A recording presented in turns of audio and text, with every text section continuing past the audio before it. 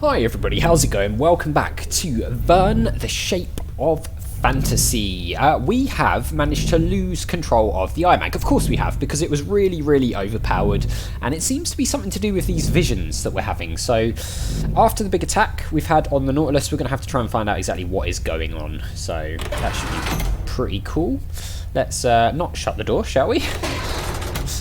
And let's head out and see where we can go. I don't know if... Nonsense. I may have my issues, but Atlantean magic? Come on. Let's go to deck 3 to see Doc. Alright, so we've got to go to deck 3 to see Doc. I don't think we can go into any of these guys' cabins, but whatever. So, what have we got here? We are underwater.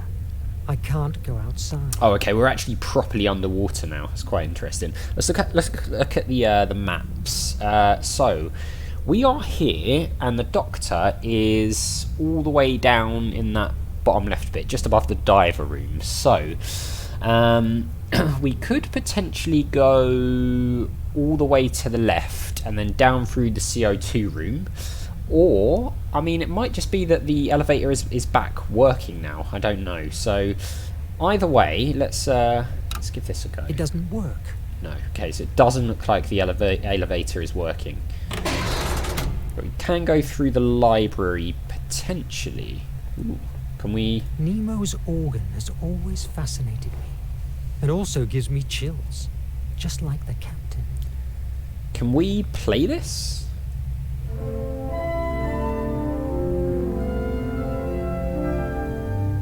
We can.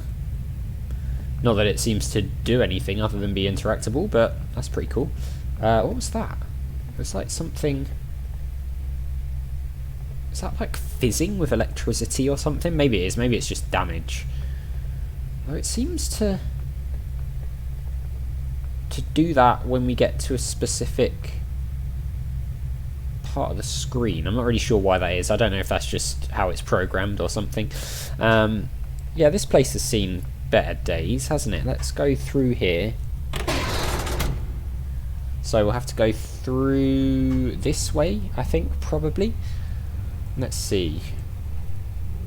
Yeah, so, I mean, there is a lift here, so maybe we can use the lift.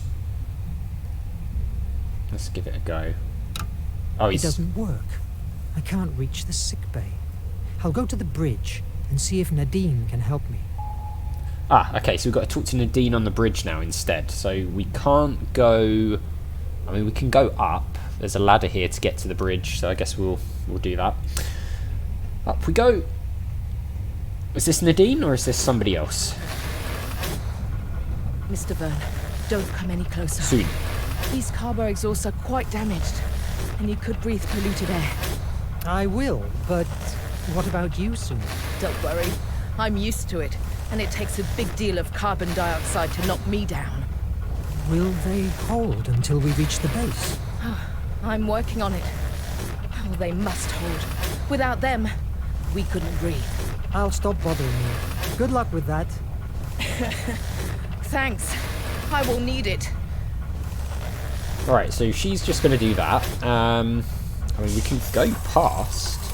I'm still amazed that we can breathe under the sea, thanks to these machines. Alright, nothing that way. Let's head up then. Where's the map? Here? Okay, yeah, so it's literally to our left, so that's fine. I just want to see if we can... No, we can't go that way. So it seems like we can literally only go to where we're meant to. I don't know if that is the case. What's this? Whoa. Okay, so this is the world map. Interesting. So, Southern Ocean, Great Ocean, Northern Ocean. A lot of uncharted territory on there, which is interesting. So, here's the bridge. Nadine is always reading these penny dreadfuls. Awfully boring literature, so to speak. Nice. What else we got? Ooh, the Valkyrie bio. Let's get that up. Apparently not. Going this way then. T. Here we go. Valkyrie. Let's read this. The Valkyrie, a ship made of terror. The old Juggernaut-class destroyer Valkyrie had become tremendously popular in the nation, thanks to a desperate rescue operation during the 1847 invasion of Britain, which saved the lives of thousands of shipwrecked soldiers. Despite her popularity, the ship, already obsolete for the nation's new technology, was not repaired from the damage received during her last battle and was abandoned in the North Sea for 2 decades, until the Bloody Raven reclaimed her. He was going to make her the centrepiece of a suicide raid on the Suez Canal and steal control of it from the Golden Empire. The sight of the Valkyrie's rusting hull at the front of the nation's fleet shook the morale of the Anglo-African fleet guarding Port Said, but when her golden mask ripped the hull of HMS Vengeance in half, that same morale was shattered to splinters. The two fleets engaged in a skirmish, and the rusting destroyer swept through the city and penetrated the canal, destroying everything in her path, sustaining countless damages and transporting more than 1,500 Echo Guards to the very gate of the canal's main control. The Allied fleet was soon defeated by the nation, and the highly strategic Suez Canal became part of the domain in a matter of hours. The strategy had been a success. When the Raven discovered that despite the virulence of his attack, the old Valkyrie was still standing, he decided to take her as his flagship, repairing the major damage but retaining her rusty appearance, which had proven to be a terrible psychological weapon. In a short time, and thanks to the Raven's victories, both became one of the most recognisable symbols of the nation's war effort, exploited by propaganda ad nauseum with products such as the morning radio serial Avenging Raven against the evil Captain Nemo. Pretty cool to get some backstory on the Valkyrie, actually, seeing as we've already seen it so far. Right, here we go. Jules, good to see you. Nadine, I'm glad you're alive. I have a big headache thanks to a rifle butt, but I'm in one piece, not like this melting piece of junk. It is still a striking piece of junk. That's because I'm the one who steers it, babe. Okay, we can choose... Don't you find it weird how the servo radars stopped working? They always have spotted any enemy approach from miles away. Maybe they have discovered a way of avoiding them. All technology improves, even the bad guys. True. It looks like too much improvement for such a short time. Don't you think it's possible that someone of the crew has... Verne, take my advice. Don't go insinuating the idea of a treason. Morale is low enough to allow paranoia gets installed in the ship. I guess you're right. Okay, let's ask about the nation. Do you think they will find us again? No doubt about it. We have decoded a radio message from the nation. The Raven is still alive and it's behind us at full throttle. Your hocus-pocus stuff only sent him 200 miles away from us. Sooner or later he will fall upon us, and that's for sure. If we keep ourselves underwater, he won't find us. We have been 2 days without recycling air, and the oxy-recyclers are quite damaged. If we don't emerge soon, you will discover what it's like to want to puke with every breath. Wonderful. Sounds great. Ambush. The attack has been more of an ambush, don't you agree? They were waiting for us. Did any radio message come out the days before? You must have seen it. Negative. 10 days ago, the captain imposed silence at the Nautilus. Nothing comes in, neither out. Is there any radio channel that avoids the primary systems? Nemo's personal telecommunicator. He's the only one that holds the codes. He uses it for his business with the resistance cells. You were part of one of these cells, isn't that so? You can bet your ass. I never had eaten more mud in my fucking life. We traveled fast through Hemera, no more than 3 days in the same spot. We stole from the nation everything that wasn't hammered to the ground. The good thing about that is that I barely knew the warfront. And then, the Nautilus. Think about it. A toddler like me, recruited by the Nautilus. I would have done anything Nemo asked me. Not anymore. Well, I've been locked here for a while, fighting. And I feel that there's a lot of things outside that I'm missing out. Fighting tyranny is a horrible job, but someone has to do it. Yes, I know. It's interesting because you have this like timer bar, and then you choose a subject, but it seems like you could just ask all of the subjects anyway. I need your help. You know, I need to see the doctor, and the elevators are disabled. Can you open the safety hatches? I hope it's nothing serious. but I will give you a few seconds of energy. Ah, much better. Thanks. Make the most of it. We have so little energy that even seals overtake us. Gosh, I wish I was shopping in New York. Okay, use the elevator to go to the doctor. Fine, we can do that now. Yeah, like you sort of have that timer bar as if you've got to make a quick decision on what you want to say, but it seems like you just get to say the other things afterwards anyway, which, yeah, I'm not really sure why it's a thing, honestly, but whatever. So we can actually go anywhere now. So, I mean, we need to use the elevator to go to the doctor. I feel like maybe we do that, but also the fact we can go anywhere means that things might have opened up for us, right? So let's go to the doctor first, and then we'll potentially have a bit of a look around, shall we? So we are here. The doctor is literally to our left. So that's cool. Anything around here? There's the doctor. Verne, you were here. The Nemeogram isn't prepared yet. Come on in. Make yourself comfortable. How are you? I felt better before my conversation with Nemo. He's getting more nervous each day. That happens to all of us. What's this device? Nemeogram? A memory writer? That's it. I designed it months ago, but I hadn't the chance to test it. It induces a deep hypnosis trance to a patient, and it's ideal to explore the blocked corners inside his or her mind, theoretically. Theoretically? Yes. Your checkup from after the boarding shows no brain damage, nor blood clots that explain your hallucinations. So I decided to try an alternative approach. Hypnosis? Why? The IMAG and you are linked by imagination. Doctor, that sounds terribly unscientific.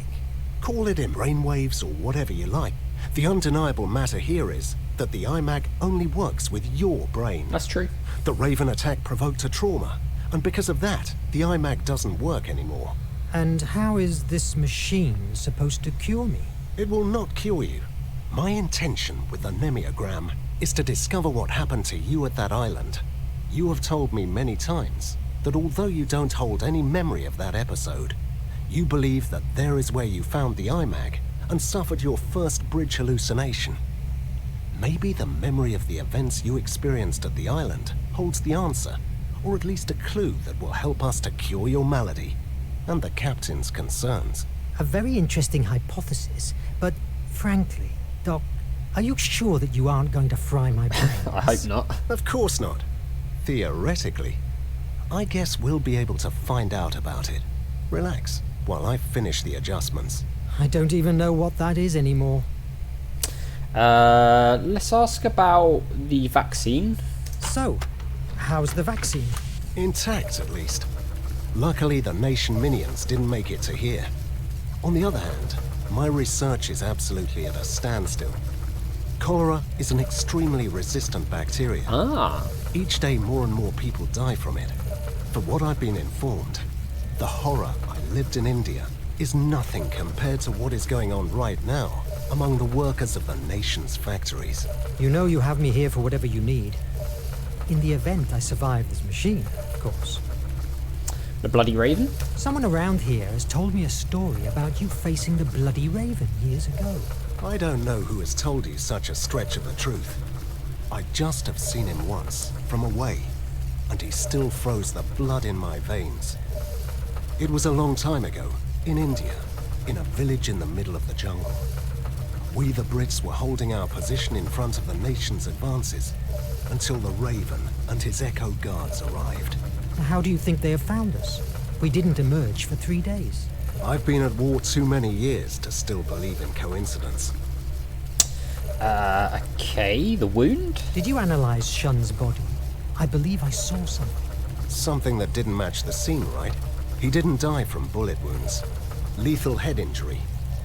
My suspicion, somebody attacked him from behind before the nation's boarding, and then shot the body to blend the murder with the other deaths. That night, he was on bridge duty, and mysteriously, servo radar stopped working.